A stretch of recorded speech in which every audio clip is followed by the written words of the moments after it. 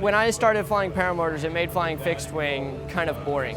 I fly my paramotor almost every day. And I met Bo a couple years ago, and he's done an incredible job of learning, building his skill set, and then this year at Sun and Fun, he came to me and said, I'm gonna do something crazy. I'm gonna fly to Oshkosh on my paramotor from Florida. As I continued flying cross countries more, I wanted to see more.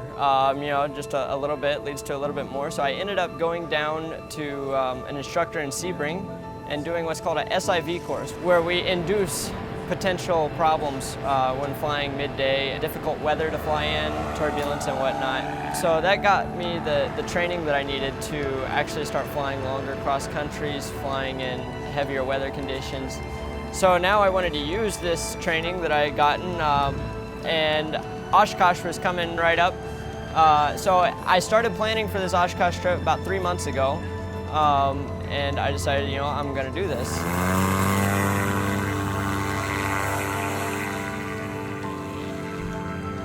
I was flying over Georgia and I was kind of bored, and so I decided to reach up, grab my risers, and rock back and forth like a swing set. And in the process, I hit my kill button on the motor and actually turned the motor off.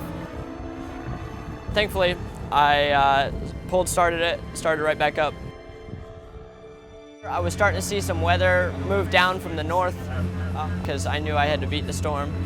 Flew across Kentucky without actually landing. It was very bumpy below the clouds. I climbed above the clouds. It was absolutely beautiful up there, smooth. So I was up at 4,000 feet. Well, spiraled down over the airport, and I realized I was actually flying backwards because of extremely strong winds. Blew me past the airport, and I had to land in a cornfield and hike out of the cornfield through some nice mud.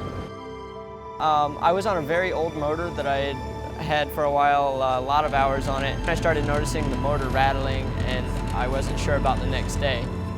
Next morning, when I started the engine, I knew that I had problems, wasn't going to be able to fly with that engine. I called Eric, and he just happened to be available.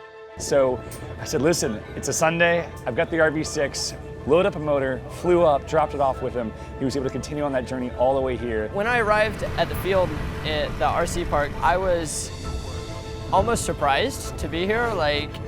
It was really awesome to realize that I had just conquered almost 1,000 nautical miles of terrain on a paramotor, the world's smallest aircraft. He actually did it. He flew from Florida all the way to Oshkosh. I couldn't be more proud of him. His journey is one that I think he'll remember and tell his kids about, 40 years from now. His kids' kids will know about this experience. And it kind of took a while for it to sink in, that we've made it, but it was a very satisfying experience to actually make it, and it was an awesome flight. And we at Aviator could not be more proud of what he's done. It's a huge testament to the fortitude of anyone who's willing to fly 35 hours over 6 days just to get to Oshkosh. And to do that in a flying lawn chair is a very special, special thing.